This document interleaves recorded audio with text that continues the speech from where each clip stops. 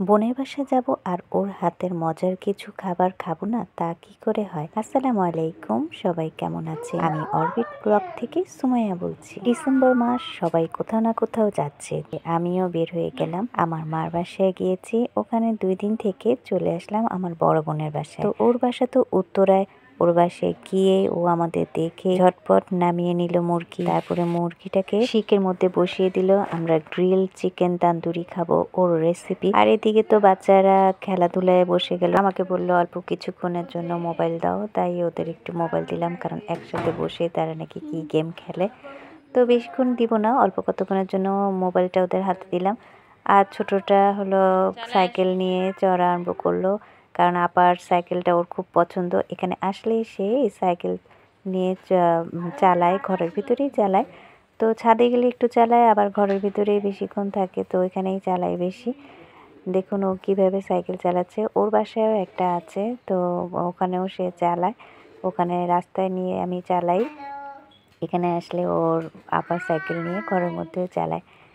তো এখানে আপা হলো গিয়ে বিরিয়ানিও রান্না করে ফেললো আমাদের জন্য, মুরগি বিরিয়ানি। এত মজা হয়েছিল যে বলার বাহিরে। তো কার কার খেতে ইচ্ছে করছে তাড়াতাড়ি কমেন্টস করে জানিয়ে দিন। কমেন্টস না করলে কিন্তু আমি বুঝতে পারবো না যে আপনাদের খেতে ইচ্ছা করেছে কি না। তো এখানে আবার চলে আসলাম, এখানে আবার গ্রিলটা করছে যে এখানে মধ্যে মুরগিটাকে এক পাশ হয়ে গেছে, তো আরেক পাশও হয়ে দেখেই তো খেয়ে মনে চাচ্ছে, কারণ আমি কথাটা তো পরে বলেছি, এই জন্য আবার যখন দেখছি তখন আবারও খেতে ইচ্ছে করছে। এই যে দেখেন সব ভাজা হয়ে গেছে, তো এই মোচমোচা ভাজাটাও অনেকে খায়। তো আসলে বাচ্চারা তো আছে, নান দিয়ে খাবে বা ওই বিরিয়ানির সাথে খাবে। তো আপা করলো যে একটু আবার সস দিয়ে একটু পানি পানি, মানে একটু ঝোল ঝোল করলো। তো সস দিয়ে নিয়েছে ভিতরে, আর ওই কয়লাগুলো একটু ভিতরে দিয়ে দিয়েছে, যেন কয়লার গন্ধটা ভালো লাগে খেতে।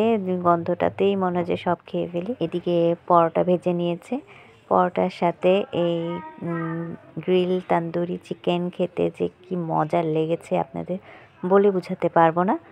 তো সবার কেমন লাগলো, খেতে ইচ্ছে করলো নাকি কি হলো না হলো, সবাই একটু আমাকে কমেন্ট করে জানাবেন।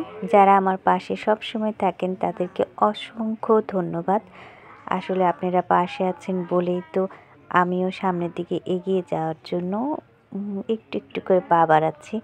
তা না হলে তো আমি সাহসই পেতাম না যে এই সামনে এই প্ল্যাটফর্মে সামনে যাওয়ার জন্য। তো সবাইকে অসংখ্য ধন্যবাদ। যারা নতুন এসেছেন অবশ্যই আমার সাথেই থাকবেন। আল্লাহ হাফেজ, আসসালামু আলাইকুম।